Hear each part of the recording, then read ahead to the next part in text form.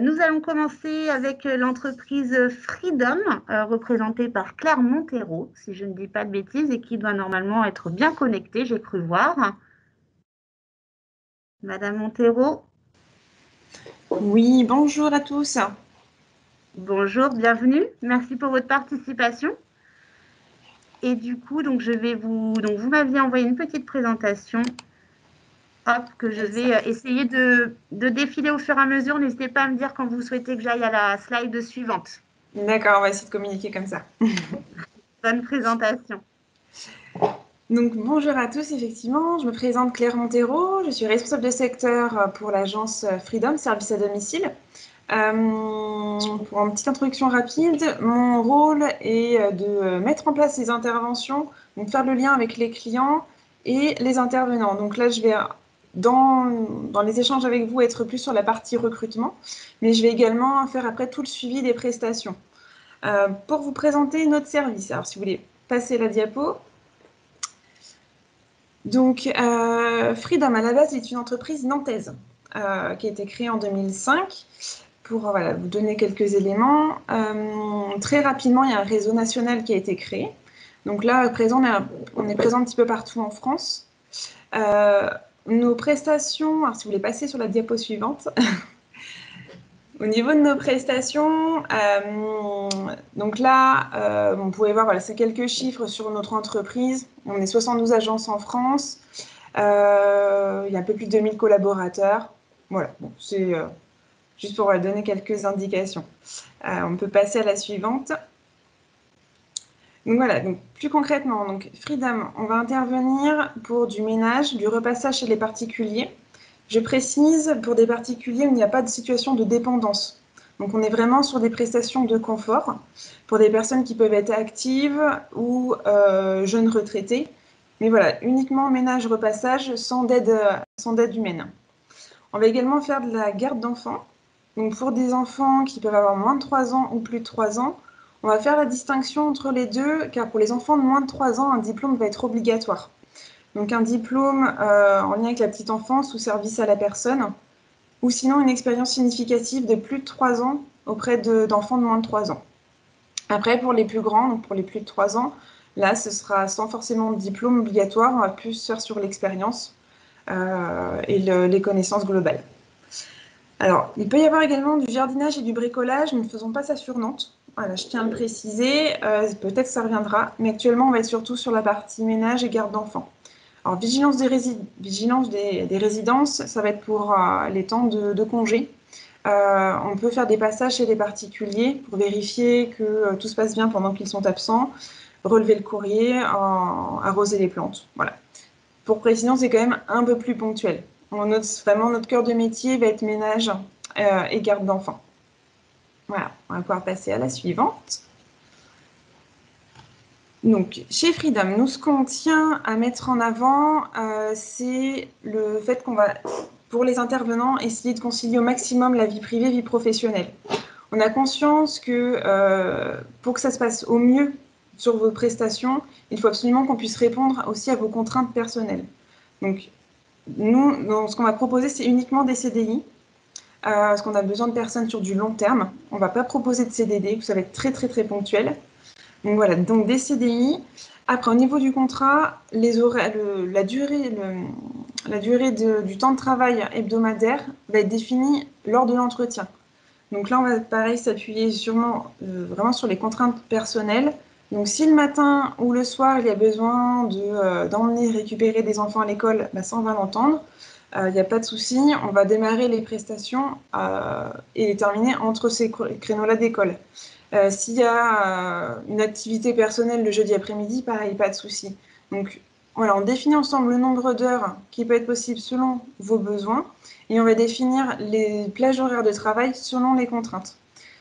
Ce qui est bien sur nos activités de confort, alors je parle surtout pour la partie ménage, pas pour la garde d'enfants, parce que là on a plus de contraintes au niveau des horaires, mais pour le ménage, les clients nous laissent quelques marges au niveau du planning, donc ce qui fait qu'on peut concilier à la fois les contraintes des clients et ceux des intervenants. Donc voilà, donc on va partir sur quelque chose de fixe par contre. Donc, toutes les semaines, il va y avoir les mêmes clients sur les mêmes horaires. Par contre, les horaires, on les définit à l'avance, ensemble, pour que ça puisse bien coïncider avec les contraintes. Pour le secteur géographique, là, pareil, nous, ce qu'on souhaite, c'est que les prestations soient plus proches du domicile personnel, parce que le métier fait que c'est quelque chose d'assez fatigant, quand même, hein, d'être sur les activités de ménage. En plus, il y a les déplacements. Donc, pour éviter cette fatigabilité en plus, on va essayer de limiter le temps de déplacement. S'il y a un déplacement qui peut être long, ce qu'on va essayer de faire, c'est qu'il y ait plusieurs prestations sur le même secteur géographique. Mais ça, pareil, c'est quelque chose qu'on définit dès le début. Si il n'est pas possible de faire plus d'un quart d'heure de transport en commun, eh bien, on ne mettra pas de prestation au-delà d'un quart d'heure. Voilà. Ça, on le définit tout ça ensemble au démarrage. On va pouvoir passer à la suivante. Donc, ce qu'on propose, c'est régulièrement dans l'année des temps conviviaux. Alors, cette année est un peu particulière avec le Covid. Donc, normalement, habituellement, on va ponctuer l'année sur des temps entre salariés et l'équipe de l'agence. Donc, par exemple, à la fin d'année, on organise toujours un petit pot avec un arbre de Noël pour les enfants. Au printemps, on va organiser des chasses aux œufs avec des associations nantaises. On va faire des barbecues sur l'été. Enfin, voilà, des petits temps vraiment conviviaux. Quand on est sur un métier où les postes amènent à être assez seuls en journée, on rencontre peu les collègues. Donc l'idée, c'est d'avoir ces petits temps en plus pour pouvoir faire connaissance avec les collègues, être moins isolé et sortir un petit peu aussi du quotidien, travailler seul, d'avoir un peu comme l'esprit d'équipe. Alors, ensuite, si on va passer à la suivante. Donc nous, ce qu'on va proposer au démarrage, donc il y aura forcément une formation d'embauche. Alors, ce n'est pas une formation qualifiante, je tiens quand même à préciser. C'est une formation interne que nous avons développée. Donc, quand on travaille, généralement, on va commencer à faire quelques prestations et très rapidement, cette formation arrive. C'est un temps d'échange, surtout, avec des trucs et astuces et surtout ce que nous, on va attendre en termes de technique auprès de nos clients. À savoir que, de toute façon, il y a toujours un point qui est fait avant de démarrer les interventions. Hein. On définit ensemble comment les interventions doivent se dérouler. Mais en plus, on va proposer cette formation, on va voir ensemble le matériel, les produits qui peuvent être utilisés. Et comme je dis, voilà, des échanges, ça se fait souvent avec plusieurs intervenants qui viennent d'arriver. On a tous nos petites techniques et l'idée, c'est d'échanger et de voir ensemble qu'est-ce qui est le plus approprié pour faciliter son quotidien en prestation. S'il y a eu des soucis déjà rencontrés aussi par avant, voilà, c'est un moment d'échange. Voilà. Et régulièrement, après, on pourra proposer des formations complémentaires, donc sur des thèmes vraiment spécifiques, s'il y a besoin d'un perfectionnement de repassage ou sur les vitres, voilà. Ça peut être, c'est proposé. Alors, il y a des formations qui peuvent être obligatoires, mais bien souvent, on essaie de le faire sur la base du volontariat et des besoins personnels aussi. Voilà, s'il y a besoin d'un perfectionnement sur quelque chose ou non, voilà, on n'a pas tous les mêmes besoins. Donc, on essaie de s'adapter. Alors, ensuite, donc, nous, ce qu'on essaie de mettre en avant auprès de nos clients et même de l'ensemble des équipes, c'est d'essayer de valoriser le métier d'intervenant à domicile, qui est encore mal connu ou mal vu, même si ça a tendance à évoluer. Donc, nous, on va pas mal communiquer auprès des clients en essayant de mettre en avant le bien-être des clients et surtout la sécurité. Là récemment, on a lancé tout un programme dans ce sens où, par exemple, on va interdire aux clients l'utilisation de certains produits qui peuvent être nocifs pour la santé des intervenants. Donc, on essaie de mettre ça en avant, aussi le matériel, que le matériel soit le plus adapté possible. Voilà, c'est des petites choses qui vont, voilà, qu'on essaie de mettre en avant la pénibilité du travail et en même temps que, du coup, si vous avez le matériel, les produits adaptés chez les clients, du coup, vous serez aussi plus efficace. Voilà, c'est des petites choses qui font qu'effectivement, les clients, après, sont un peu plus soucieux aussi du bien-être des intervenants. Voilà. Après, nous, ce qu'on souhaite aussi, c'est, s'il y a le moindre souci, c'est de communiquer toujours avec les équipes de l'agence on est présent en continu. Et s'il doit y avoir le moindre problème chez un client, c'est de nous le signaler tout de suite. Et nous, voilà, on intervient immédiatement, on fait le relais auprès des clients. Bon, c'est des choses qui sont ponctuelles, hein. Généralement, pour nous, tout se passe bien, mais voilà, on tient quand même à le mettre en avant. Voilà, et c'est pour ça aussi que j'ai évoqué là au niveau de la gestion du planning, on va essayer de mettre en place des interventions qui coïncident au mieux avec les contraintes personnelles. C'est aussi dans l'idée voilà, de faciliter le quotidien voilà, sur le métier. Alors, ensuite, si on veut passer. Alors, au niveau des avantages. Donc, pour le contrat de travail, on va définir ensemble, donc au démarrage, un nombre d'heures par semaine, par mois. Ce sera un minimum qui vous sera garanti. Donc, on part du principe qu'on va définir, par exemple, un contrat de 24 heures semaine. Si vous réalisez 23 heures ou 22 heures parce qu'un client est absent, ben, vous serez quand même rémunéré sur les 24 heures. Donc, voilà, c'est une garantie. Il y a également 2 primes que nous allons proposer en plus du salaire de base. Donc les primes sont calculées selon votre temps votre temps de travail. Donc une prime d'assiduité. Donc là, en fait, si le planning est respecté, en fait, la prime elle est maintenue. Pour la prime qualité, là, c'est si on n'a pas de retour négatif des clients, s'il n'y a pas eu de soucis rencontrés, pareil, elle est maintenue. Donc voilà, 2 primes qui sont trimestrielles. On prend en charge également les intermissions. Donc en fait, entre 2 prestations, donc, je précise, nous, les minimums, c'est 2 heures, les interventions. Après, ça peut être plus selon les besoins. Et voilà, si vous avez donc dans la matinée 2 interventions de 2 heures, et bien, le déplacement entre ces 2 clients-là, c'est un temps de travail. Donc que vous ayez 10 ou 20 minutes de bus ou de voiture à faire, ce sera donc compté comme temps de travail. Et si vous vous déplacez avec un véhicule personnel, il y aurait une indemnité kilométrique. Et si c'est en transport en commun, donc on va prendre en charge la moitié de l'abonnement mensuel ou annuel. Il faut bien qu'il y ait un abonnement, mais du coup la moitié sera prise en charge par la société. Voilà. Alors ensuite, donc pour la partie recrutement. Donc nous, ça va se passer en 2 temps, concrètement. Donc, il faut candidater auprès de notre service en nous transmettant un CV. On va ensuite vous convoquer un entretien collectif. Donc, on va convoquer plusieurs personnes. Lors de cet entretien, on présente rapidement notre service et les postes à pourvoir. Ensuite, on fait passer un test écrit. Alors, ce n'est pas un examen, je tiens à rassurer. Ce sont des mises en situation pour voir un petit peu les techniques et les connaissances sur le poste sur lequel vous candidatez, que ce soit ménage ou garde d'enfants.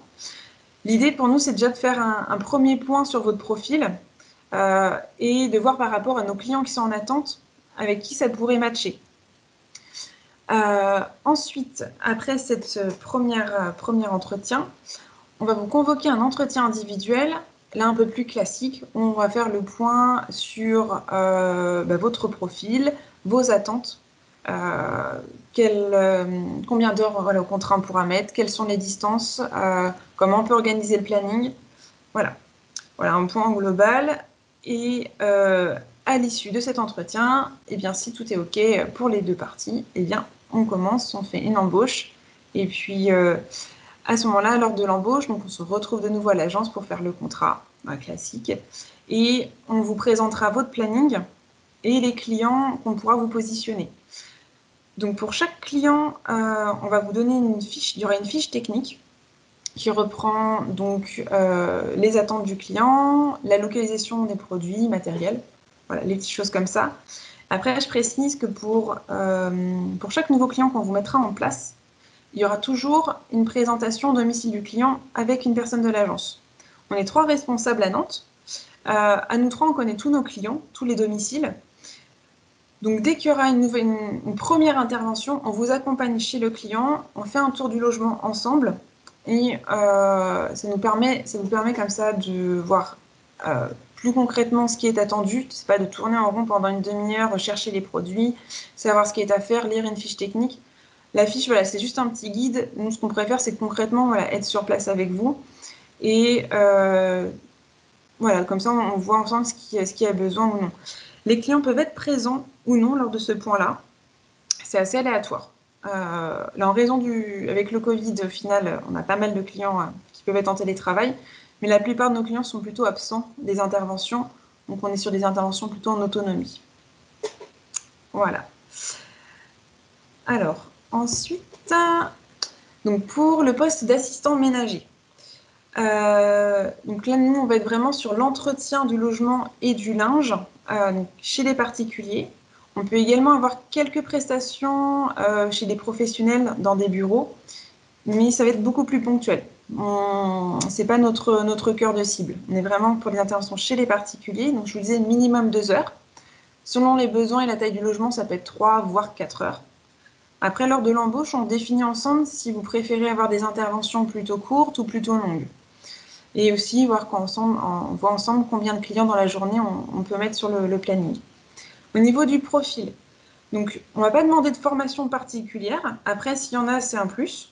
On aimerait idéalement qu'il y ait une première expérience. Après, ce n'est pas quelque chose qui nous freine. On peut tout à fait prendre des débutants. On a les formations qui sont là pour. Après, ce qu'on va attendre surtout de la personne, c'est qu'elle soit motivée et qui est surtout, il y a des qualités qui vont être indispensables. Comme là, on a pu mettre, c'est le sens de l'écoute. Les clients vont avoir des demandes particulières, chacun avoir des attentes différentes. Donc voilà, c'est de pouvoir s'adapter d'un client à l'autre. On va demander d'être organisé, car prendre en charge un logement entier sur 2 heures va demander d'avoir un peu de rigueur. Mais ça paraît, c'est quelque chose de toute façon qu'on pourra définir ensemble au démarrage. On parle d'autonomie, car comme je vous disais, beaucoup de clients ne sont pas présents au domicile. Ce qu'ils souhaitent, c'est en fait faire appel à vous pour prendre en charge leur logement, se décharger de cette tâche-là. Donc vous êtes un réel appui, un soutien pour eux, et ce qui est important, c'est de prendre la main sur le logement et de l'entretenir comme si c'était votre maison, voire même plus pour certains, car vous pouvez être toute seule à entretenir. Il y a certains clients qui ne touchent pas du tout au ménage, qui vont faire appel à vous pour complètement les soutenir. Donc voilà, donc c'est pouvoir s'organiser, de se dire cette semaine, je vais privilégier plus cette tâche-là, la semaine prochaine plus une autre. Voilà, vous prenez la main vraiment sur le logement. Au niveau des connaissances, quand même pour revenir dessus, c'est un petit plus d'avoir quelques connaissances sur certains produits ménagers de base. Après, voilà, on a toujours la formation qui est là, comme je vous disais. Il y a des petites connaissances techniques en termes de sol, tout bête, sur les parquets. On va avoir différents types de parquets et savoir comment les entretenir. Bon, voilà, c'est pareil, un petit plus. Et le matériel de nettoyage.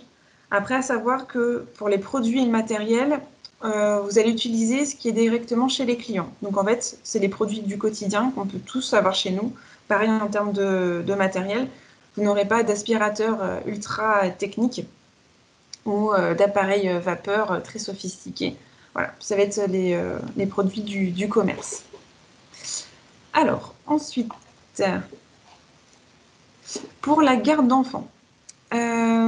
Donc nous, quand les clients font appel à nous, ça va être surtout sur les temps périscolaires. C'est-à-dire le matin avant l'école ou la fin d'après-midi sortie d'école ou les mercredis. Je vous expliquais qu'on devait distinguer les moins de 3 ans et plus de 3 ans. Donc pour les moins de 3 ans, donc formation obligatoire. Et là, dans tous les cas, que ce soit pour les plus de 3 ans ou moins de 3 ans, on va vous demander quand même d'avoir une certaine aptitude à la communication avec les petits. Il faut quand même être assez avenant. Enfin, des choses voilà, qui peuvent paraître un peu basiques. Mais si on aime bien être seul et on n'aime pas trop communiquer, ce sera plutôt le ménage qu'il faudra postuler. Garde d'enfants, voilà, on va vous demander d'avoir un vrai rôle d'animateur sur les temps d'accueil. Il peut y avoir du soutien scolaire également, ça va dépendre des âges des enfants. Il peut y avoir de la préparation de repas, il peut y avoir le bain à donner, d'autres non. C'est assez aléatoire. Après, globalement, il faut pouvoir organiser quand même quelques activités selon les âges, donc pouvoir s'adapter. À savoir qu'après, il y a les jeux libres. Hein. De toute façon, les enfants auront toujours leurs jeux chez eux. Mais voilà, il faut avoir l'envie du coup de participer à des temps agréables avec les petits et des temps moins agréables quand il faut, par exemple, donner le bain et que c'est un peu moins sympa. Alors, ensuite, donc là, on va pouvoir passer, parce que le poste de jardinier, du coup, il n'y aura pas sur Nantes. On va passer à la diapo suivante, si possible. Ah, et voilà, on arrive à la fin. Voilà, alors je ne sais pas si j'ai pu voilà, répondre un petit peu aux questionnements qu'il pouvait y avoir.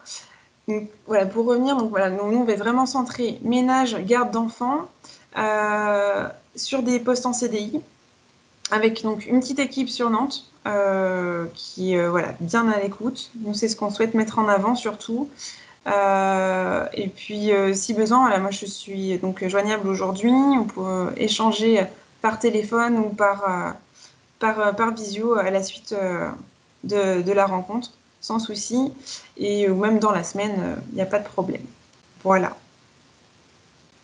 Merci beaucoup, Madame Montero, pour votre participation, votre adaptation à ce format qu'on découvre tous un peu. Oui, tout à fait. Donc, merci. Effectivement, j'invite les personnes qui seraient intéressées pour aller un peu plus loin avec Freedom à prendre contact avec l'agence dans les jours qui viennent. Donc, comme je vous dis, vous aurez les coordonnées de l'agence de Madame Montero dans un mail que je vous enverrai à l'issue de la présentation. Donc voilà, Madame Montero, si vous voulez rester, c'est avec plaisir que vous pouvez assister au reste de la réunion. Après, on a tous aussi nos obligations, donc je vous laisse voilà, faire comme vous le souhaitez. Merci à vous. Bonne réunion. On va continuer. Merci beaucoup. Nous allons donc maintenant accueillir Philippine Chabot de l'agence Humain 4. Oui. Vous m'entendez bien? On vous entend très bien, nous en tout cas dans les locaux de Cap Emploi. Parfait. Donc, je vous laisse donc maintenant la parole pour présenter votre structure qui se différencie. Je présente un peu des autres structures tout de même. Donc, c'est pour ça que c'est intéressant que chaque agence puisse présenter son fonctionnement. Tout à fait. Bonjour à tous, moi c'est Philippine Chabot, je suis coach équipe aujourd'hui dans la structure Humané. Alors auparavant on était rallié au groupe Adapt Service, peut-être que certains connaissent. On a voulu quitter le groupe et devenir indépendant, donc on a changé notamment de nom. Et donc, on se nomme aujourd'hui Humané. On intervient auprès d'un public fragile, personnes âgées comme personnes en situation de handicap principalement. Aujourd'hui, notre mission est de prendre soin des personnes fragilisées par l'âge ou par le handicap pour favoriser leur autonomie, s'enrichir les uns les autres et sans oublier bien sûr de prendre soin de nous et porter haut notre métier. Juste au niveau de la diapositive, c'est celle de O2 qui est affichée. Pardon, autant pour moi, c'est que je vous ai mis dans le mauvais ordre. Hop. Pas de souci. Ah non, il y a un souci dans ma présentation. Alors, je vous laisse poursuivre et je vais afficher la bonne. Désolée. Il n'y a pas de problème. Donc voilà, comme je vous le disais, nous on intervient principalement auprès d'un public fragile, personnes âgées comme personnes en situation de handicap. Aujourd'hui, nos interventions se font principalement sur l'agglomération de Nantes. Donc on a deux secteurs principaux, un secteur Nord-Loire avec les communes de Nantes, Orvaux, Couéron, La Chapelle, Saint-Herblain. Et d'autres, et un secteur Sud-Loire avec les communes de l'île de Nantes, Rezé, Vertou, Saint-Cèbe, et puis tout ce qui est Pays de Ré, donc avec Boueil, Le Pèlerin, Saint-Jean-de-Boiseau, Bougnay et d'autres. Donc voilà au niveau des secteurs d'intervention. Aujourd'hui, nous, on propose deux profils de métiers différents.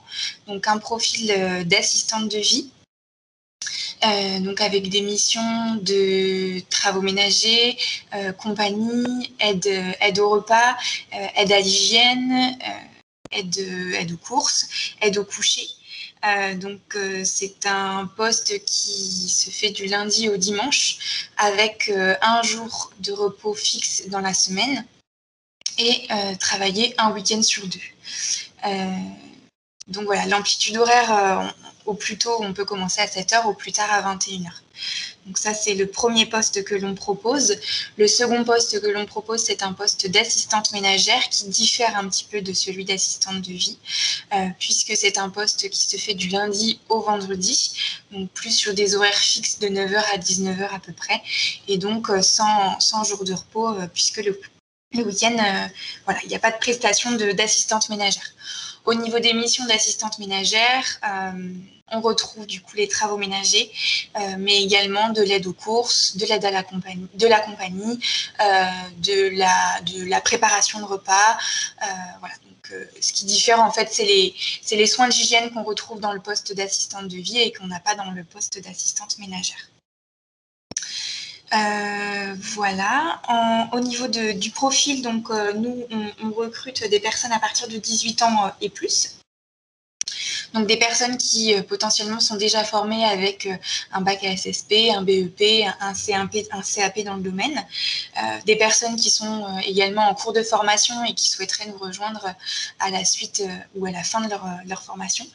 Ou des personnes avec le projet de formation, comme des personnes en reconversion professionnelle et qui souhaitent être formées dans le domaine du domicile et qu'on peut accompagner puisqu'on est partenaire avec différents centres de formation. Et donc ça, on aspire vraiment à accompagner les personnes dans ce secteur. Donc on recherche des personnes débutantes, comme des personnes expérimentées, donc avec, comme je vous le disais, différents diplômes, donc le BEP carrière sanitaire et sociale, le bac pro à SSP, voilà. Ou alors une expérience de minimum 3 ans. Donc soit le diplôme, soit l'expérience. Voilà sur le profil que l'on recherche. En termes de contrat, ce que l'on propose, nous, aujourd'hui, donc c'est uniquement des CDI ou bien des contrats en alternance. Pourquoi pas de CDD ou très peu, parce que nous souhaitons recruter des gens sur le long terme, en fait, dans la continuité, des gens qui aspirent vraiment à faire ce métier et qui veulent nous rejoindre sur le long terme et avancer avec nous. Donc, on propose principalement des CDI ou de l'alternance. Au niveau des heures, donc nos contrats vont de 104 heures à 130 heures maximum par mois. Donc 104 heures, c'est le minimum que l'on propose et 130 heures le maximum. Nous ne proposons pas de temps plein aujourd'hui parce que le métier d'aide à domicile est quand même assez compliqué, fatigant, et on s'est rendu compte que le temps plein n'était pas en adéquation avec ça. Donc ça, c'est défini lors de l'entretien de recrutement, un contrat entre 104 heures et 130 heures. Voilà. Après, il y a différents échelons entre les deux. On ne passe pas de 104 à 130, il y a différentes étapes. Voilà sur un petit peu le profil ce que l'on propose et puis le profil que l'on recherche. Alors, effectivement, notre entreprise aujourd'hui a une petite particularité que les autres entreprises d'aide à domicile n'ont pas. Aujourd'hui, on a mis en place en fait un principe d'équipe autonome. Qu'est-ce qu'une équipe autonome? Aujourd'hui, comme je vous le disais, on a 2 secteurs, un secteur Nord-Loire, un secteur Sud-Loire. Et sur ces 2 secteurs, on a aujourd'hui 4 équipes qui sont formées de plusieurs intervenants, donc 6 personnes au minimum. On va jusqu'à 8 personnes par équipe. Et donc, chaque équipe intervient sur un secteur bien défini en fonction de leur lieu d'habitation. En fait, on a aujourd'hui 4 équipes qui interviennent sur des communes bien précises. Et en fonction de leur lieu d'habitation, pour leur éviter trop de kilomètres, pour leur éviter une fatigue plus importante, pour leur éviter des trajets plus importants. Chaque intervenant ici chez nous à Humanée intervient au plus proche de chez soi pour éviter c'est ça, l'accumulation de la fatigue, les kilomètres trop importants, les trajets trop importants et puis l'usure du véhicule également pour les personnes véhiculées. Donc aujourd'hui, on a 4 équipes sur les 2 secteurs Sud-Loire et Nord-Loire, donc 2 sur le Sud-Loire, 2 sur le Nord-Loire. Bien évidemment, notre objectif, c'est de pouvoir en avoir davantage et puis de développer sur les communes où aujourd'hui, on intervient très peu. Et donc, le fonctionnement de ces équipes, c'est d'être autonome. Donc, autonome, ça comporte plusieurs choses. Tout d'abord, les décisions aujourd'hui sont prises au sein de l'équipe. Les décisions telles que la planification, telles que la validation des congés, telles que les remplacements, les recrutements sont aujourd'hui pris au sein de l'équipe. Auparavant, c'était la responsable du secteur donc, qui effectuait par exemple le planning. Aujourd'hui, le planning est vraiment réalisé en équipe avec les besoins de chacun, les indisponibilités de chacun. Voilà, tout est pris en compte pour que chacun apprécie son planning et ne subisse pas son planning avec des prestations qu'il ne connaît pas ou des trajets un peu trop loin ou voilà, des horaires qui ne lui conviennent pas. Donc aujourd'hui, voilà, les décisions sont prises au sein même de l'équipe. Il n'y a pas de chef dans l'équipe. Tout le monde est au même niveau. Et voilà, la communication est très importante dans ce fonctionnement. Donc, c'est la première particularité des équipes autonomes, c'est que toutes les décisions sont prises aujourd'hui au sein même de l'équipe. Donc, toutes les décisions qui touchent l'équipe. La deuxième particularité de l'équipe autonome, c'est que chaque personne aujourd'hui au sein de cette équipe intervient seule au domicile des bénéficiaires. Donc elles interviennent seules. Chaque salarié en fait a un ou plusieurs clients référents. Donc c'est l'interlocuteur principal. On part du principe aujourd'hui que c'est les salariés sur le terrain qui connaissent les besoins des clients, qui connaissent les envies, qui connaissent leurs habitudes, leurs horaires. Et donc, qui mieux que les salariés aujourd'hui pour être interlocuteur principal des clients, même des familles.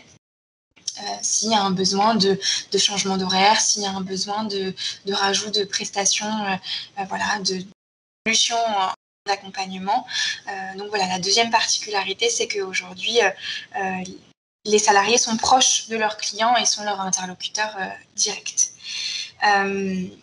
Voilà, la troisième particularité des équipes autonomes, c'est qu'en plus des missions aujourd'hui d'aide à domicile qu'elles effectuent chez les bénéficiaires, elles ont également donc des missions autres, telles que, donc, comme je vous le disais, la planification, telles que le recrutement, telles que l'animation des réunions.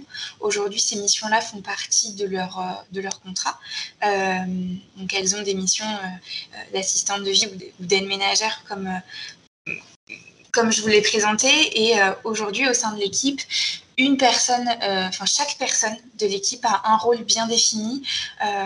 Donc, une personne s'occupe de la planification, une personne s'occupe de la validation des recrutements, une personne s'occupe de l'animation des réunions. Voilà, le travail est partagé au sein même de l'équipe. Et donc, encore une fois, toutes les décisions sont prises en équipe. Donc, ce n'est pas une et même personne qui s'occupe de la planification. Les décisions sont prises en équipe et la personne qui s'occupe du planning n'est là uniquement pour faire les modifications faites en équipe. Également pour le recrutement, la personne qui s'occupe du recrutement est là pour effectuer le deuxième entretien de recrutement. Mais la décision, encore une fois, est prise au sein même de l'équipe. Donc, encore une fois, la chose très importante aujourd'hui dans notre fonctionnement, c'est les échanges et c'est la communication autant que nécessaire voilà, au sein même de l'équipe et même entre les équipes, puisqu'il se peut que les équipes interagissent entre elles. Une autre particularité aujourd'hui des équipes autonomes, c'est que pour fonctionner de la sorte, elles sont équipées avec du matériel adapté. Donc aujourd'hui, chaque intervenant possède un téléphone professionnel sur lequel elles peuvent avoir accès à leur planning pour le consulter, sur lequel elles peuvent avoir accès au planning de leurs clients référents, sur lequel elles ont accès aux fiches clients, effectivement, avec les missions différentes à effectuer au domicile. Elles ont également accès aux contacts des familles, des interlocuteurs tels que les médecins, les infirmiers qui passent au domicile. Et avec ce téléphone professionnel, elles valident je dis elle, mais il y a des hommes, il valide il valide le début de la prestation et la fin de la prestation au domicile. Donc il y a un système de badge et de télégestion pour que l'on puisse tracer et avoir une trace des prestations effectuées pour derrière engendrer la facturation. Donc voilà, leur téléphone professionnel leur permet de faire beaucoup de choses et également de communiquer en équipe via un système de groupe, en fait, de groupe de parole où elles peuvent échanger avec différents messages. Et en plus de ce téléphone professionnel, elles ont également un ordinateur portable par équipe où, comme je vous le disais, principalement pour la planification, c'est la personne qui a aujourd'hui le rôle planning qui a cet ordinateur et qui s'occupe des modifications dites et demandées par l'ensemble de l'équipe. Voilà, donc aujourd'hui, une équipe autonome, comme je vous le disais, c'est proche de ses clients en étant interlocuteur principal. C'est décisionnaire, donc elles sont toutes décisionnaires pour la planification, le recrutement, les congés. Elles sont coopérantes, c'est une équipe autonome et coopérante, puisque les échanges et la communication sont importants. Et puis valoriser avec des missions supplémentaires qui sont rémunérées, bien évidemment, dans un cadre sécurisant. Voilà, valoriser parce que c'est des missions qui changent un petit peu de l'aide à domicile et puis et qui sont bien évidemment comptées comme du temps de travail. Donc équipées également, comme je vous le disais, et les équipes autonomes sont accompagnées. Donc je me présentais au début comme un coach équipe. Donc elles sont accompagnées aujourd'hui par un coach. Le rôle du coach, c'est aujourd'hui de soutenir de façon individuelle ou collective l'équipe, d'aider les membres de l'équipe à trouver ensemble les bonnes solutions, à faciliter les différentes actions à mettre en place. Il peut être aussi médiateur dans les situations difficiles parce qu'effectivement, une équipe de 6 à 8 personnes, voilà, c'est parfois pas tout beau, tout rose et il peut y avoir des situations un peu plus complexes. Donc nous, on est là vraiment pour les accompagner et faire le médiateur dans ces situations-là. Et on les aide bien évidemment au bon fonctionnement de leurs compétences, puisque faire un planning, faire un recrutement, c'est pas inné, c'est pas donné à tout le monde, ça peut être nouveau pour certains. Donc bien évidemment, on les accompagne pour ces différentes missions, on les forme pour ces différentes missions, et puis voilà, on ne les laisse pas seuls dans la nature à faire ces nouvelles choses. Donc voilà, accompagné par un coach. Donc aujourd'hui, on a un coach sur le secteur du Nord-Loire, donc qui s'occupe de 2 équipes, et moi-même qui m'occupe du secteur du Sud-Loire avec 2 équipes également. Et on a également une infirmière coordinatrice au bureau qui s'occupe de tout ce qui est gestion des clients, des évaluations à domicile, voilà, de toute la gestion principalement client, que ce soit les problèmes qui peuvent être rencontrés au domicile. Donc voilà, les salariés peuvent également se référer à elles pour toutes problématiques qui peuvent avoir au domicile des bénéficiaires. Donc voilà, c'est un fonctionnement différent. C'est une petite particularité, mais l'objectif vraiment de ce fonctionnement, c'est de pouvoir concilier vie professionnelle et vie personnelle, de pouvoir être épanoui aujourd'hui dans son métier, de découvrir de nouvelles choses et puis voilà, de pouvoir concilier sa vie personnelle avec en échangeant et en communiquant au sein de l'équipe.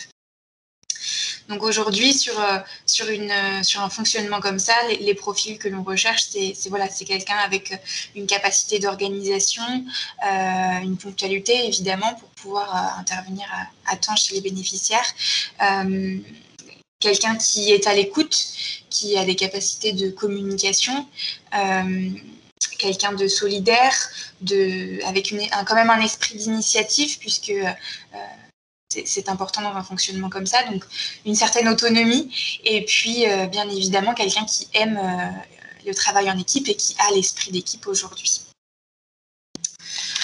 Voilà. Au niveau du processus aujourd'hui de recrutement, donc aujourd'hui, toute la première partie en fait du recrutement, donc le premier contact est fait aujourd'hui par le coach. Donc le premier contact lorsqu'on reçoit le CV, le premier contact, le premier entretien. Alors effectivement, vu la situation actuelle, on effectue les entretiens par visio, mais habituellement on accueille les gens ici au sein de nos locaux. Donc le premier entretien est effectué par le coach pour valider, disons, la partie savoir-être, voilà, si les besoins et les envies du candidat correspondent avec ce que l'on propose. Donc, il y a un premier entretien de fait avec nous. Et puis, à la suite de ça, on demande à la personne de prendre un temps de réflexion d'une journée et de nous recontacter pour nous faire un bilan sur ce premier entretien, si la personne est d'accord pour nous rejoindre. Et puis à la suite de ça, si c'est positif, que ce soit du côté du coach ou même du côté du candidat, on envoie la candidature à l'équipe au niveau du secteur. Donc encore une fois, si la personne habite par exemple Rezé, donc on enverra principalement la candidature à l'équipe qui intervient sur Rezé. Et à la suite de ça, la personne dans l'équipe qui a le rôle du recrutement se charge de la réalisation du deuxième entretien. Donc un deuxième entretien pour valider principalement le savoir-faire, et puis revalider les derniers points concernant le contrat, concernant la durée du contrat, concernant les potentielles indisponibilités.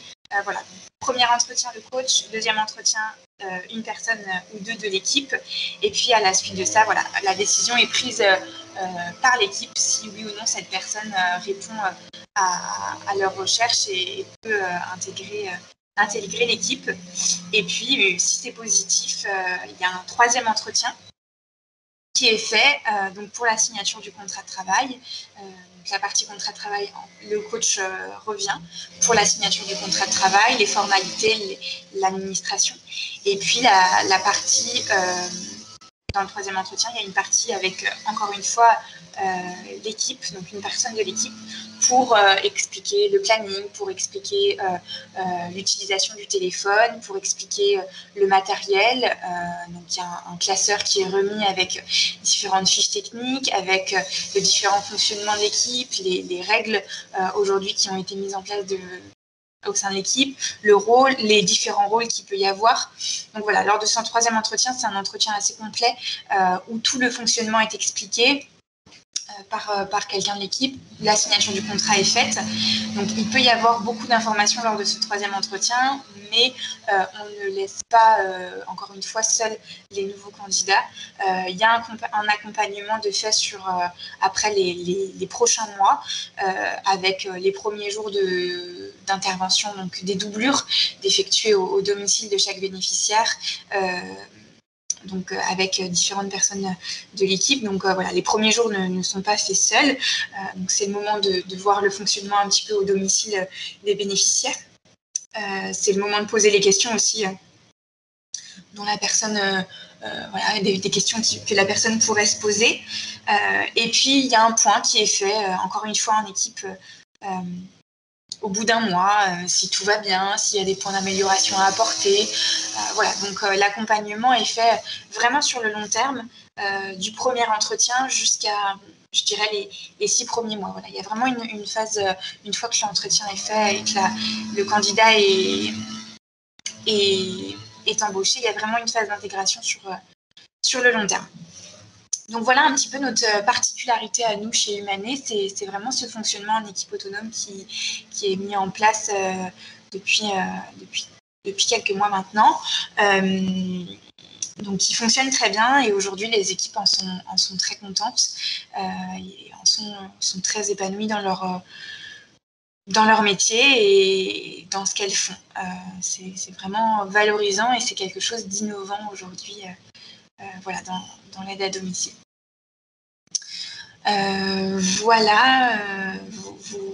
Vous retrouvez la majorité des informations sur la petite fiche du diaporama. Et puis, Écoutez, si vous avez besoin de plus d'informations, moi, je me tiens, ou ma collègue, en fonction du secteur où vous habitez, on se tient disponible pour répondre à vos questions, que ce soit par mail ou par téléphone. Voilà. On a à cœur de vous rencontrer si vous le souhaitez. Donc voilà. Merci beaucoup, Madame Chabot, pour votre participation et votre présentation. Merci à vous. Alors, on a un petit peu d'avance sur le planning. Nous, si certaines personnes ont des questions à poser avant qu'on passe avec l'agence O2, donc que ce soit à l'agence Humané ou à l'agence Freedom, avant qu'on ne passe à l'autre agence et peut-être que ces agences nous quittent, est-ce que certains d'entre vous ont des questions? Alors, que ce soit dans les locaux de Cap Emploi ou chez vous, en visio, n'hésitez pas. Oui, moi j'aimerais bien, s'il vous plaît. Donc voilà, je sors de formation responsable de secteur et j'aimerais savoir si vous faites des recrutements responsables de secteur en ce moment. Alors, je vais parler pour Freedom. Actuellement, nous n'avons pas de besoin. Après, ça peut être aléatoire. On ne sait jamais s'il y a besoin d'un remplacement prochainement. Pour précision, je n'ai pas précisé tout à l'heure.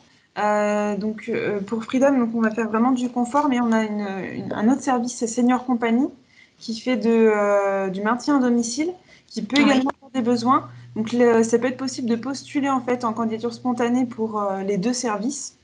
Et s'il y a un besoin, après, on peut revenir vers vous s'il y a quelque chose. D'accord, très bien. Merci. Moi, j'aurais une question pour cette victime de ce domaine. Est-ce qu'il serait possible d'effectuer un stage? Alors, on a une question dans les logos de Cap Emploi. Je vais juste la redonner. Je ne suis pas sûre qu'on entende très bien. Est-ce que donc dans vos agences, vous accueillez des stages pour des personnes qui n'auraient pas d'expérience ou de formation dans le métier? Alors, moi, je vais parler du coup pour Humané. Effectivement, nous, on accueille des stagiaires. Voilà, tout au long de l'année, on accueille des stagiaires. Donc, s'il y a besoin, il ne faut pas hésiter à nous contacter par mail. Et puis ensuite, on prend contact avec la stagiaire un peu sur le principe du recrutement. Un premier entretien qui est fait par un coach et puis la suite qui est prise par l'équipe avec un tuteur qui accompagne sur la durée. Donc, nous, on prend des stagiaires tout à fait.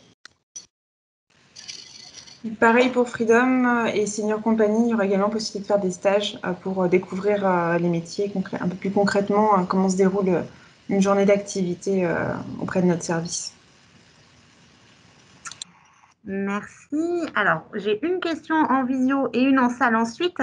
C'est Madame Pénélémion Marie, je crois, qui a la main levée. Je ne sais pas si vous m'entendez. Parfait. Et on vous entend très bien. Alors, j'ai une question, je ne sais plus si Freedom ou Humané qui fait le maintien à domicile pour les seniors. Alors, ça va être Humané, du coup. Freedom va faire que du confort, sinon c'est Senior Company. Et je voulais savoir si, pour ce maintien à domicile, au niveau des contrats, on était sur un même niveau horaire ou si on pouvait être sur un niveau horaire inférieur, en fait. Parce que, si vous voulez, moi, je suis dans le cadre d'une reprise d'emploi. Et c'est vrai que j'avais pour objectif, ou dans l'idée, voilà, de suivre 2 ou 3 personnes, on va dire, sur du long terme, mais pas maintenir un cap de 26 heures par semaine, en fait. De ce que je comprends, c'est que votre question, c'est savoir si on fait des contrats à moins de 104 heures. C'est ça, exactement. Alors oui, on peut proposer des contrats à moins de 104 heures. En fait, je ne l'ai pas mentionné, c'est parce que pour ces contrats-là, il faut que les deux parties en fait soient en accord, et l'entreprise et le candidat. Mais bien évidemment, suite à un écrit des deux parties, on peut proposer des contrats en dessous de 104 heures. D'accord, je continue ma question, parce que je suis dans ma lancée. J'ai l'intention de faire une formation avec Retravailler dans l'Ouest qui s'appelle Assistante de vie aux familles. J'ai pas du d'expérience par contre sur le terrain. Est-ce que seul un diplôme pourrait me permettre de commencer à travailler auprès des personnes âgées, ou est-ce que je devrais passer par un stage auparavant, que ce soit chez vous ou dans un établissement comme un EHPAD ou quelque chose comme ça? Alors, effectivement, on travaille aujourd'hui, nous, avec Retravailler dans l'Ouest. Donc, on connaît cette formation. C'est une formation qui propose, en fait, dans le cours de la formation, vous avez déjà des stages à réaliser. Et effectivement, une fois que votre formation est obtenue, on peut vous embaucher avec le titre. Et c'est sur le long terme, en fait, on vous accompagnera voilà, comme je vous disais, il y aura des doublures chez nous, il y aura un accompagnement de FEM, mais uniquement avec le titre assistant de vie aux familles. Oui, on peut vous embaucher, il n'y a pas de souci. D'accord. Et dernière question, après je vous embête plus. Moi, je suis sur le secteur Saint-Étienne-de-Montluc, enfin au-dessus de Sautron encore. Hein. Saint-Étienne-de-Montluc, le Temple de Bretagne. Est-ce que vous avez justement des personnes en besoin dans ce secteur-là? Alors aujourd'hui, on a des salariés qui habitent Saint-Étienne-de-Montluc. C'est un secteur au niveau des bénéficiaires qui est pour l'instant peu développé, mais notre objectif est bien évidemment d'aller développer. Les communes sur lesquelles on intervient et qui pourraient se rapprocher aujourd'hui, ce sont Trélières, Sautron, Orvaux, Saint-Herblain. Voilà, c'est sur ce secteur-là principalement où on a majoritairement des clients aujourd'hui, mais l'objectif, bien évidemment, c'est de développer sur Saint-Étienne, donc il n'y a pas de souci. Très bien, je vous remercie. Je vous en prie. Merci pour les questions. Je garde la question dans les locaux de Cap Emploi. On va passer aux présentations des deux autres agences, ce qui permettra aussi peut-être d'élargir à ces agences-là. Donc, je laisse la main maintenant à Claire Bastien de l'agence O2 Sainte-Luce-Carquefou, mais qui, je crois, va représenter de manière plus large les agences O2 du bassin nantais, si je ne me trompe pas. C'est ça. Merci Gaëlle. Bonjour à tous. Donc en effet, je suis la co-gérante de l'agence O2 Carquefou. O2 représente un peu plus de 300 agences sur toute la France. O2 a décidé en 2017 de réorganiser ces agences pour vraiment travailler au plus proche des clients et au plus proche des intervenantes. Donc sur Nantes, vous comptez 6 agences aujourd'hui. 5 agences sont des agences dites succursales, donc des agences qui sont rattachées directement au groupe O2. Et vous avez une agence qui est une agence autonome, une agence indépendante, franchisée, qui est l'agence d'O2 Carquefou. Donc nous appliquons tous la même méthodologie, les mêmes process. Il va y avoir juste quand même quelques différences sur la gestion humaine, sur la politique de ressources humaines qui peut varier entre une succursale et une franchise comme l'agence d'O2 Carquefou.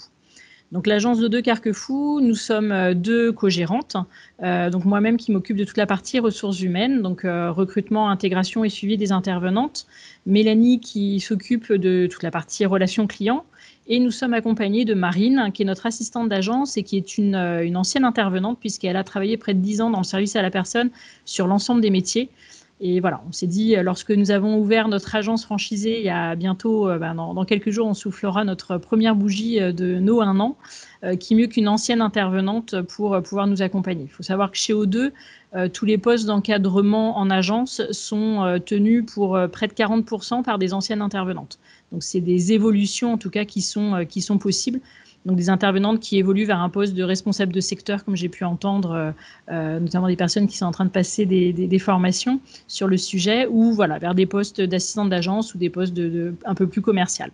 Donc c'est des choses possibles.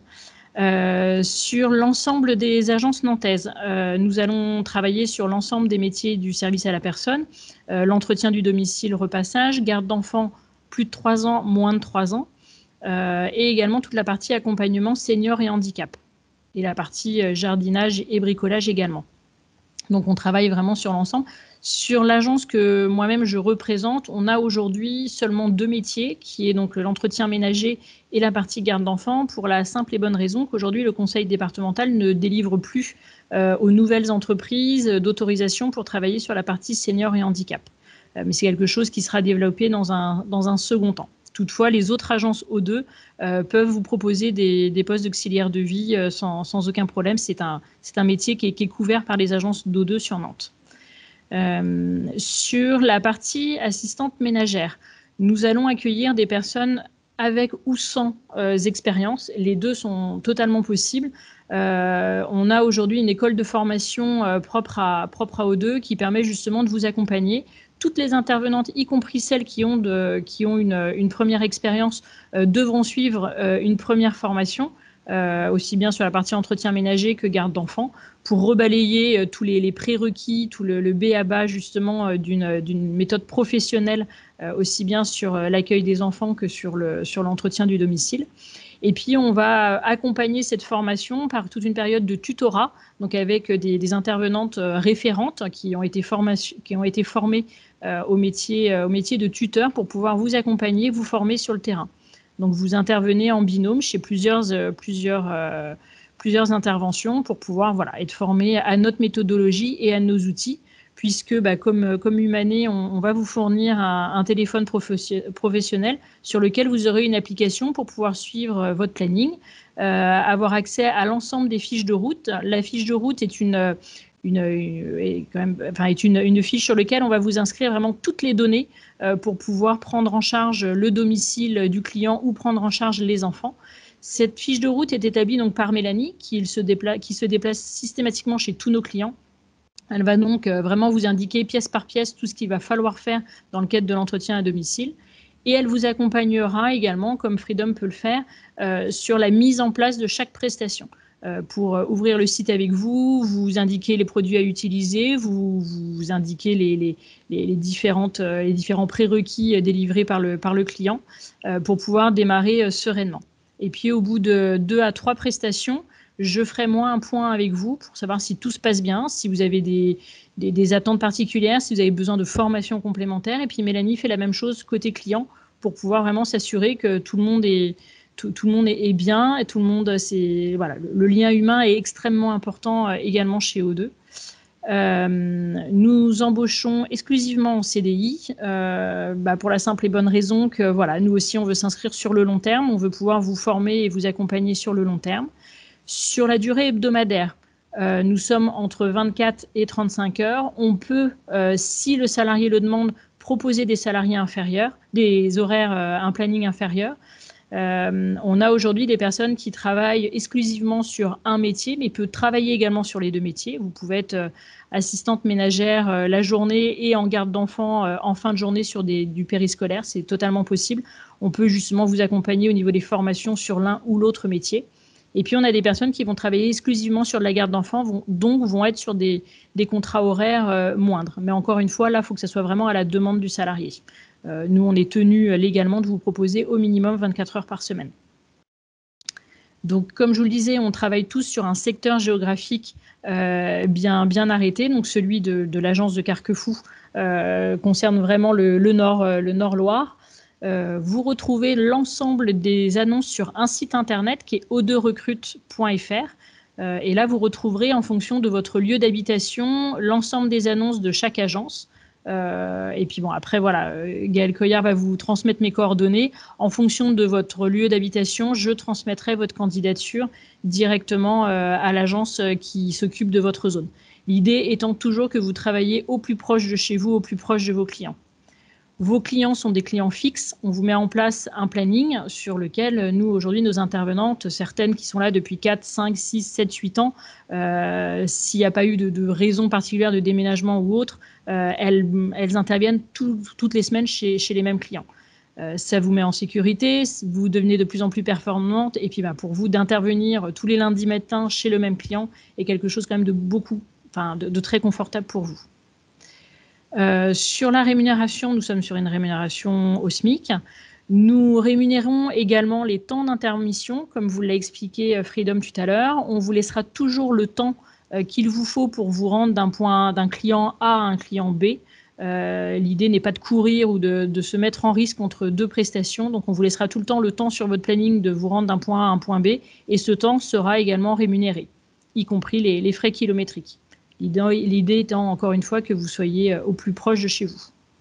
Et puis, quant à l'organisation de votre planning, on identifie dès le premier entretien de recrutement qu'on pourra avoir ensemble, je vais lister toutes vos contraintes, entre guillemets, personnelles. Ça peut être les contraintes d'enfants, de garde d'enfants et autres, pour pouvoir vous proposer un planning le plus en adéquation avec votre vie personnelle et vos contraintes personnelles. Voilà pour O2. Merci pour votre intervention. Donc effectivement, je le redis et je le redirai très certainement en conclusion, je ferai le lien aussi avec les agences, donc pour les personnes qui sont accompagnées par Cap Emploi, donc ne pas hésiter à faire le lien ou pas. D'ailleurs, vous pourrez très bien rentrer en contact directement avec les agences et me tenir informée et au besoin, moi, vous accompagner. Donc, voilà, sachez que Cap Emploi vous accompagne aussi à l'issue de cette présentation. Cette présentation que nous allons terminer avec Vitaliance et Emeline Truffaut qui a dû nous rejoindre en cours de réunion. Je suis bien là. Bonjour à tous. Bienvenue, bonjour. Je vous laisse la parole avec, je vous prie de m'excuser par avance, c'est bien votre fiche qui s'affiche à l'écran. Il faut se fier au logo Vitaliance, c'est une petite erreur, j'ai oublié de modifier l'intitulé de la fiche, ce n'est plus O2 mais bien Vitaliance. Donc de se fier au logo, désolée pour cette petite erreur Madame Truffaut. Pas de souci. Donc, bonjour à tous. Donc, moi, je suis Emeline Truffaut, responsable de l'agence Vitaliance sur Nantes. Donc, du coup, Vitaliance, on a un service d'aide à domicile spécialisé dans les accompagnements de grande dépendance. Donc, on intervient auprès de personnes âgées et de personnes handicapées, chez qui les pathologies peuvent être plus ou moins importantes. Pour vous présenter Vitaliance sur la Loire-Atlantique, donc on intervient sur toute la Loire-Atlantique. Pour autant, nous sommes 2 agences sur le département. Et moi, je fais partie de l'agence de Nantes. Donc, je recouvre tout le territoire Nantes, Première Couronne et toute la partie sud-est du département. Ma collègue Sarah Riveraud, elle, travaille sur toute la partie plutôt de la côte et toute la partie nord du département. Toujours est-il qu'on est en capacité de couvrir toutes les communes du département. Donc, comme je vous disais, on intervient tant auprès de personnes âgées que de personnes handicapées sur tous les actes de la vie quotidienne. Donc, notre but, c'est vraiment d'accompagner la personne sur les missions qu'il aura choisies. C'est-à-dire que ce n'est pas nous qui intervenons sur un planning que nous avons choisi, mais c'est bien aux bénéficiaires de choisir ses jours d'intervention, ses heures d'intervention et l'équipe avec laquelle ils souhaitent travailler. Parce que le but est que lorsqu'on vous recrute, on vous propose des accompagnements fixes. Travaillant dans la grande dépendance, il nous arrive très régulièrement d'intervenir en 24 heures sur 24. Ce qui fait que pour vous, lorsqu'on vous embauche, on embauche très facilement sur du 35 heures ou en tout cas en moyenne sur du 27 heures semaine. Parce qu'il est possible de vous proposer des journées continues de travail.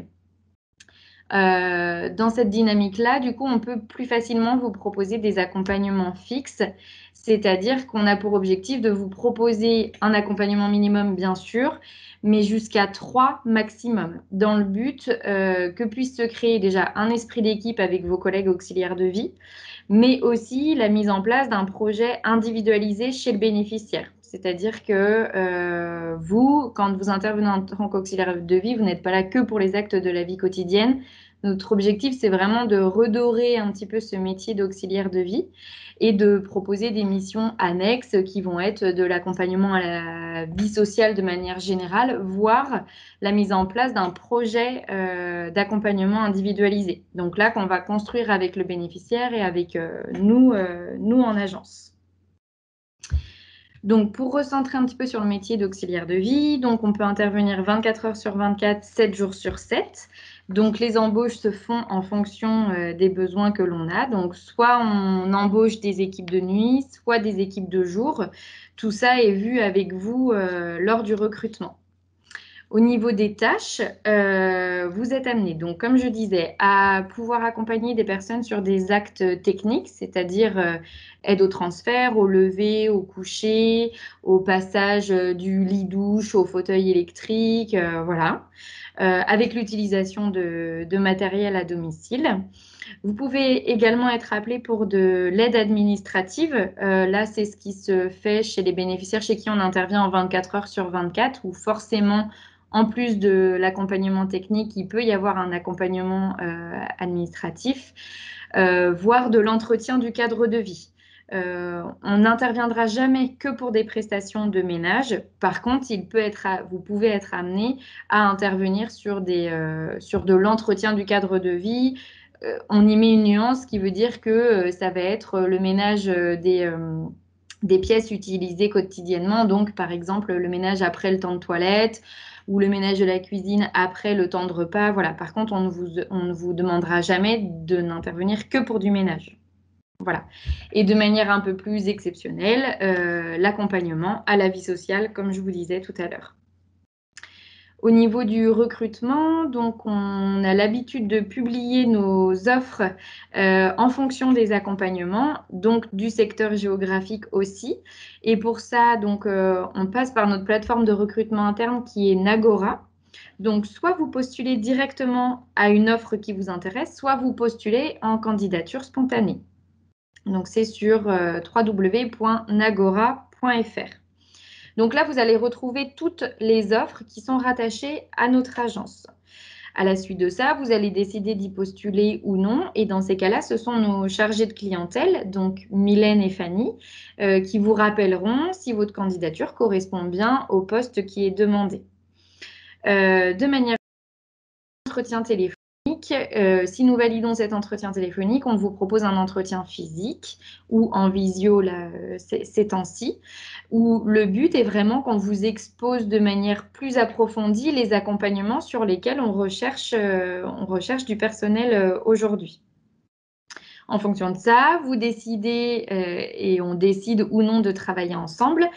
Et à la suite de ça, avant toute mise en place, on vous propose un temps de présentation chez le bénéficiaire directement pour que vous puissiez échanger, vous et lui, et voir déjà si le feeling passe ou non. À la suite de ça, on met en place l'émission ou non en fonction de vos retours à chacun et aux bénéficiaires et à vous, auxiliaires de vie. Et il y a tout un processus de suivi, de mise en place de l'intervention. Donc, on aura des échanges avec vous et le bénéficiaire après votre premier jour d'intervention, puis la première semaine, puis le premier mois. Et ensuite, on garde ce rythme-là tous les 2 mois, dans le but de faire un point avec vous sur comment vous vous sentez sur votre prise de poste, sur l'esprit d'équipe, sur l'accompagnement en général. Ça permet aussi d'échanger en fonction de l'évolution ou non de la pathologie et donc de voir si l'accompagnement proposé correspond toujours aux besoins actuels. Et on fait exactement de même avec le bénéficiaire, dans le but de se soucier que chacun soit vraiment dans un bon accompagnement et à l'aise dans son poste. Donc, comme je vous disais tout à l'heure, nous n'embauchons qu'en CDI, pas du tout de CDD. Ça nous est arrivé très rarement d'en faire sur la période d'été et de Noël, mais c'est vraiment très, très, très rare. Donc, ce n'est que sur du CDI et sur une moyenne, comme je vous disais, de 27 heures semaine. Aujourd'hui, à Vitalliance Nantes Sud, on travaille auprès d'une trentaine de bénéficiaires et avec une 50aine d'auxiliaires de vie. Des formations sont possibles en interne. Tout à l'heure, je vous parlais d'accompagnement complexe. Il nous arrive d'accompagner des personnes qui sont trachéotomisées. Et donc, dans ces cas-là, l'équipe auxiliaire de vie nécessite une formation spécifique qui est la formation aux aspirations endotrachéales. Et voilà, ça fait partie des formations professionnalisantes que l'on propose en interne et qui sont bien sûr prises en charge par Vitalliance. Après, il peut y avoir d'autres types de formations, ça va être en fonction des accompagnements que vous allez accepter et sur lesquels vous allez être positionné. Voilà, donc nous aussi, on est sur une rémunération au SMIC avec des primes qui sont versées en fonction de l'accompagnement. Donc, en fonction de la technicité, de la difficulté d'accompagnement et des contraintes qui vous seront qui sont demandées par des primes qui sont vraiment aux bénéficiaires en fonction de ce que vous y ferez là-bas. En tout cas, on a pour but vraiment de vous proposer un planning le plus fixe possible, donc avec des jours d'intervention fixes, des horaires d'intervention fixes. Tout ça, c'est vu en amont avec vous lors du recrutement. En fonction de vous, vos conditions d'embauche et nous, de nos conditions d'offre, entre guillemets, on voit ce qu'il est possible de faire tous ensemble. Voilà, de manière globale. Et ensuite, sur tout ce qui est suivi de la mise en place. Donc, on a les entretiens téléphoniques, comme je vous disais tout à l'heure. On a aussi, bien sûr, les entretiens physiques, plus tous les événements. Bon, là, bien sûr qu'on ne peut plus proposer au vu du Covid, mais tous les événements qui sont faits en agence dans le but vraiment de créer ce sentiment d'esprit d'équipe et que vous puissiez échanger entre collègues sur vos quotidiens, mais aussi avec nous en agence. Parce qu'on fait des déplacements à domicile, mais on n'en fait pas autant que vous. Et pour autant, il est important qu'on puisse travailler tous en équipe. Donc, on crée des petits temps d'échange et de convivialité comme ça en agence, quand c'est possible. Voilà pour Vitalliance, de manière très globale. Merci pour votre intervention également. On peut refaire une petite session de questions-réponses. Donc, j'en avais une dans les locaux de Cap Emploi. N'hésitez pas, encore une fois, à lever la main ou les personnes qui seraient moins à l'aise sur la visio. Vous pouvez aussi la poser à l'écrit en cliquant sur le petit onglet message. Je ne sais pas si ça, vous le voyez, mais voilà, vous pouvez aussi les poser à l'écrit si vous êtes plus à l'aise. Du coup, je vais prendre la question dans les locaux de Cap Emploi. Je vous écoute. Merci. Ma question, je pense qu'elle ne concerne pas Vitalliance parce que je ne suis pas partie vraiment sur Vitalliance. Ma question étant en totale reconversion, parce que je n'ai pas toujours fait le travail aide à la personne, j'ai fait dans le secteur tertiaire. Et je demandais, cette question concerne Cap Emploi et les agences aussi, si en dehors du CV, est-ce que Cap Emploi spécifie l'handicap des personnes qu'il présente aux agences? Alors, du coup, je vais peut-être répéter la question parce que je ne suis pas sûre que le micro porte jusqu'à la personne. Donc, la question s'adressait à toutes les agences sauf Vitalliance, si j'ai bien compris, parce que vous aviez moins ciblé. Et c'était sur est-ce que Cap Emploi évoque le handicap de la personne lorsque la candidature est transmise. Oui. Donc, je vais me permettre de prendre la main et je laisserai peut-être aux agences répondre ensuite sur comment ils accompagnent aussi cette partie handicap des candidats. Donc, effectivement, quand la candidature est envoyée par Cap Emploi, si vous n'avez pas besoin d'aménagement de poste ou d'accompagnement particulier en lien avec votre handicap, on ne mentionne pas de toute façon votre handicap parce qu'on ne le connaît pas forcément, on ne rentre pas dans le champ médical. Par contre, on va mentionner les contraintes ou les besoins d'aménagement. Je pense notamment dans les métiers de service à la personne, on a des personnes parfois qui ne peuvent pas faire, comme par exemple pour Vitalliance, il y a beaucoup d'accompagnement sur des personnes dépendantes. Il y a des personnes qu'on accompagne qui ne peuvent pas faire de l'aide à la toilette, qui ne peuvent pas porter de charge. Donc ça, on va le préciser pour que dans la mesure du possible, les agences puissent aménager les interventions. Et puis, c'est aussi l'idée de se dire, est-ce que c'est possible, dans le cadre de vos contraintes, d'aller vers un projet professionnel de service à la personne? Donc, je voulais continuer par rapport à cette question, parce que j'ai eu à faire un stage dans une agence et je me permets de vous dire que mon handicap, c'est le dos, parce que j'ai eu à être opérée du dos.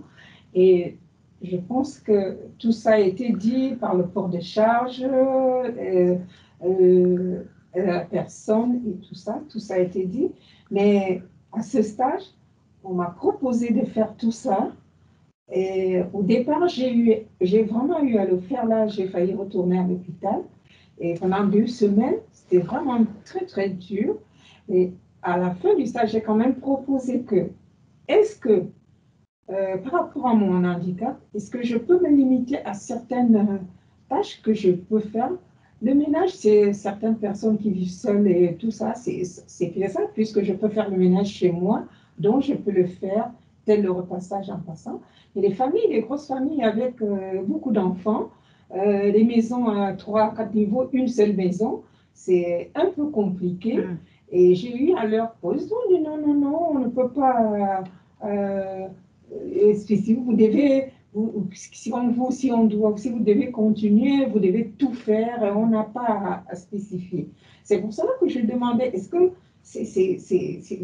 essayez, et puis c'était la première fois que je faisais ce travail, j'ai fait plus de 24 ans de secrétariat, donc c'était la première fois que je me mettais, parce que je suis en pleine reconversion, tout. C'est pour ça que je me demandais, c'est vrai, on propose tout ça, on fait tout ça, Mais pourquoi on ne tient pas compte? Parce que quand Cap Emploi présente des candidats, c'est parce que les candidats de Cap Emploi, c'est les candidats qui ont des handicaps. Oui, alors on va, je vois qu'il y a des Freedom qui souhaitent intervenir. Donc effectivement, sur ce champ-là, je vais laisser la main aussi aux agences pour savoir, vous, en agence, comment vous accompagnez les personnes en situation de handicap, comment vous prenez en agence considération des contraintes et des besoins d'aménagement. Là, en l'occurrence, madame a des problématiques au niveau du dos et donc du port de charge ou des interventions un peu plus physiques. Donc voilà, là, effectivement, c'est une question intéressante sur le champ du handicap. Alors, Freedom avait levé la main en premier. Je laisse la main, du coup, je laisse la parole à madame Montero, du coup, sur cette question. Alors, je réponds par rapport à comment nous, on va intervenir chez Freedom, avec mes collègues, comment on va pouvoir répondre à ça. On entend tout à fait les soucis que vous pouvez avoir, et puis on a l'habitude d'être confronté à cela. Donc, ce qu'on peut proposer, c'est, avant de démarrer les prestations, quand on doit définir ensemble le contrat, c'est effectivement de voir quelles sont vos limites. Ce qui est important, c'est de connaître à chacun. Voilà, vous avez effectivement, dans un cadre où il peut y avoir des soucis de santé, c'est de savoir quelles sont les limites, qu'est-ce qui est encore possible sans que ça mette en danger effectivement la santé, et d'aménager le planning en fonction. Donc, par exemple, si effectivement vous savez que travailler que quelques heures par jour, un certain nombre d'heures, et d'effectuer telle tâche, ça ne pose aucun problème, et bien c'est de bien les spécifier, puis nous on va essayer de voir si effectivement on peut répondre à ces critères-là. Donc, par exemple, c'est effectivement de ne pas avoir de logement avec des étages, que des logements de plein pied, parce que d'éviter d'avoir à porter l'aspirateur dans l'escalier, voilà, ça peut prévenir un maximum de risques. Mais ça, il n'y a pas de souci. Ce qui va être important, c'est qu'on le définisse bien. Il faut avoir aussi conscience que plus il y aura de contraintes sur le poste, que c'est vrai qu'on est sur des postes quand même qui peuvent être un peu physiques, plus il y aura de contraintes, moins on aura de possibilités de proposer des clients en face. On aura plus de difficultés. Donc, ça veut dire partir peut-être sur des plus petits contrats. Pour des personnes qui souhaitent avoir une 30aine d'heures par semaine, si on va avoir beaucoup de contraintes physiques, ça va un peu nous limiter, dans un premier temps en tout cas. Mais sinon, après, c'est tout à fait entendable. C'est juste, voilà, important effectivement, dès le début, par contre, qu'on se dise bien les choses, quelles sont les limites et jusqu'où on peut aller. Voilà.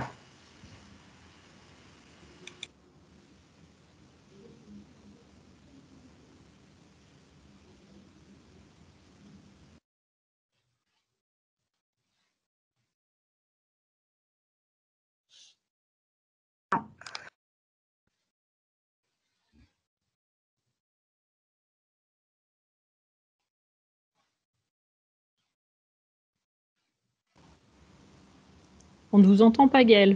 Oui, désolée, j'ai mon micro qui ne s'est pas activé à 2 reprises. Donc, je remercie madame Montero et je voyais madame Bastien que vous souhaitiez intervenir, donc je vous laisse la parole. Oui, merci. Alors, dans nos équipes, on a des personnes qui représentent justement ce type de handicap et alors pas forcément, on a un problème de dos également sur une personne qui est assistante ménagère chez nous. Donc, en effet, on a d'abord organisé une immersion avec elle pour qu'elle puisse aussi, elle, entre guillemets, se tester, parce que c'était également une reconversion, pour qu'elle puisse vraiment se rendre compte de la pénibilité et la difficulté sur certaines prestations. Donc aujourd'hui, on sait qu'elle ne peut pas intervenir plus de 2 heures. On a limité toute cette intervention à 2 heures, parce que nous, on peut intervenir entre 2 et 4 heures chez un seul et même client. Et également, on a retiré toute la partie repassage qui était trop pénible pour elle. Donc on a identifié justement, voilà, pour bien cadrer ces limites d'intervention. Et puis après, voilà, on va... En effet, je pense qu'il faut être clair, comme Freedom, comme Madame Montero l'a très bien dit, on va avoir forcément moins de possibilités en termes de propositions clients. Mais cette personne-là, aujourd'hui, elle est assistante ménagère chez nous et elle est sur un 28 heures semaine. Donc, c'est pas impossible. Et à l'inverse, sur la partie garde d'enfants, on a également une personne qui a également une RQTH également. Et donc là, on limite à des familles de 2 enfants. On ne va pas au-delà de 2 enfants parce qu'au-delà de 2 enfants, on a pareil une fatigue qui est trop importante pour cette personne-là. Donc, on a limité le nombre d'heures par semaine et le nombre d'enfants qu'elle a en garde. Mais en tout cas, voilà, le handicap est en aucun cas un frein, je pense, dans nos activités. Elle peut limiter sur certaines interventions, mais ça n'est pas un frein.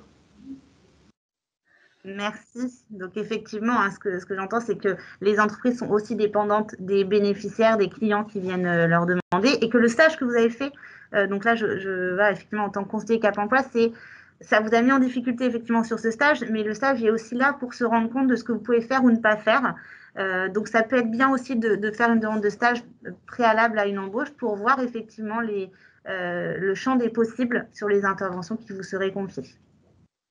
Mais lorsqu'on a fait le stage et qu'on on voit ses limites et qu'on propose que voilà, j'ai eu à faire telle chose, je pense que ça, je peux faire, ça, je ne peux pas. Et l'agence dit non. Et comment est-ce que vous faites? Non, il faut tout faire. Après, c'est là où effectivement donc Cap Emploi peut intervenir et de dire non, voilà, en effet, je n'ai pas pu, donc c'est peut-être que avec cette agence, ce ne sera pas possible. Mais vous l'avez vu, les présentations des agences qu'on a eues aujourd'hui, et elles ne sont pas toutes représentées aussi aujourd'hui, sont vraiment différentes. Chaque agence peut plus ou moins aménager ses postes, donc peut-être que ce n'était pas la bonne agence et qu'une autre agence pourra répondre davantage à vos attentes. Ça, vraiment, c'est bien déjà que pour Freedom, j'ai eu à prendre plusieurs notes déjà. L'accompagnement par Freedom au premier rendez-vous, ça c'est vraiment un élément très positif que l'agence puisse voir là où ils vont envoyer la personne, parce que ça ne se passe pas partout. Et ça, c'est vraiment quelque chose de très positif que j'ai eu à noter pour Freedom. Oui, et je vous laisserai effectivement reprendre contact si vous le souhaitez avec cette agence et celle qui vous semble le plus à l'écoute sur cet aspect-là qui vous est important. J'ai une question de Madame Alexandra Renaud. Oui, bonjour. Alors, ça serait plutôt pour Madame Truffaut avec Vitalliance. Et moi, je me destinais pas spécialement à auxiliaire de vie, mais c'est quelque chose qui m'intéresserait beaucoup. J'ai plutôt un CAP petite enfance, ainsi qu'une formation en enfant en situation de handicap. Mais être aidante aux personnes âgées et dépendantes, ça me plairait beaucoup. Seulement, effectivement, moi, c'est pareil, j'ai une RQTH. Donc, tout ce qui est dos est un peu compliqué. Et en plus, j'ai pas du tout de diplôme. Mais est-ce que je peux quand même candidater ou pas du tout? Puisque sachant que j'ai quand même toutes les relations humaines, bienveillance, écoute, voilà, qui m'ont été nécessaires dans mon métier d'assistante maternelle. Donc, voilà, je voulais savoir si je pouvais quand même postuler ou pas du tout. Vous pouvez complètement, parce qu'en effet, toute cette dimension humaine que vous avez pu connaître sera importante aussi lors du recrutement. On intervient, je ne l'ai pas précisé, mais on intervient aussi auprès d'enfants en situation de handicap. Et les missions, elles sont vraiment diverses en fonction des bénéficiaires qu'on a. C'est-à-dire qu'il y a des personnes chez qui on va intervenir où il n'y aura pas du tout de gestes techniques. Ça peut être un accompagnement sur la journée complète au travail, par exemple. Oui. Donc, ça va être l'assister pour porter son plateau repas, l'assister pour lui donner ses crayons quand il en a besoin. Voilà, c'est des gestes qui sont moins physiques, entre guillemets, et qui peuvent être totalement impossibles. Donc, oui, aucun souci pour que vous puissiez candidater. D'accord, ok. Bon, ben ça marche alors pour moi. Merci beaucoup. Merci à vous. Merci. Est-ce qu'il y a d'autres questions, que ce soit dans les locaux de Cap Emploi ou en visio chez vous? Très bien. Bon, je pense qu'on a fait de toute façon un peu le tour. Cette session, comme je le disais, était une première prise de contact qui vous a permis, j'espère, de voir les différentes opportunités que peuvent vous proposer les agences du bassin. Donc, à l'issue de cette réunion, j'enverrai aux entreprises qui ont participé donc les CV des personnes qui ont participé en visio et en présentiel ici dans les locaux de Cap Emploi. Pour celles qui ne l'auraient pas fait, n'hésitez pas à m'envoyer vos CV actualisés si vous les avez actualisés pour que je puisse envoyer les CV les plus récents possibles aux entreprises. Et puis, à vous participants également accompagnés par Cap Emploi, je vous enverrai à l'inverse les CV aussi des entreprises présentes pour que vous ayez toutes les informations qui ont été données aujourd'hui et que vous puissiez reprendre contact. Je voulais vous remercier vraiment pour cette participation, encore une fois, un peu particulière. Je pense que ça s'est globalement bien passé. Je suis ravie que vous ayez pu aussi faire des questions-réponses, qui n'est pas forcément évident sur ce format-là. Donc, merci pour l'investissement des entreprises partenaires, que ce soit aujourd'hui dans le cadre de la Semaine du Handicap ou tout au long de l'année, parce que là, nous avons 4 agences qui sont intervenues avec lesquelles nous travaillons vraiment régulièrement tout au long de l'année. Donc, merci pour votre partenariat dans le temps et merci aux bénéficiaires également pour votre participation. Et puis, n'hésitez pas à me tenir au courant, entreprise comme candidat, des suites que vous pourrez donner à cette réunion d'information. Merci à tous et bonne journée. Merci beaucoup. Au revoir. Merci, Bonne journée. Au revoir. Bonne journée à vous. Au revoir. Bonne journée.